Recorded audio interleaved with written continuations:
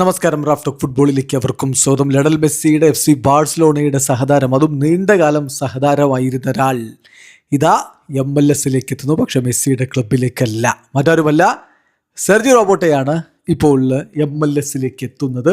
കാര്യം കൺഫേംഡ് ആയിരിക്കുന്നു. മാറ്റിയോ മൊററ്റോ ഇക്കാര്യം റിപ്പോർട്ട് ചെയ്യുന്നു. അദ്ദേഹത്തെ ഉദ്ധരിച്ചുകൊണ്ട് നമ്മുടെ സുഹൃത്തുക്കൾക്ക് ഏറെ വിശ്വാസമുള്ള ഇറ്റാലിയൻ ഫുട്ബോൾ ജേർണലിസ്റ്റ് ഫബ്രീസിയോ റൊമാനോയും റിപ്പോർട്ട് ചെയ്തിട്ടുണ്ട്.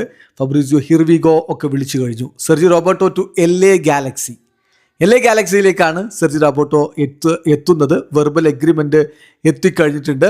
ഫോർമർ ബാഴ്സ പ്ലെയർ MLS കോമോയിൽ നിന്നാണ് MLS ജോയിൻ ചെയ്യുന്നത്.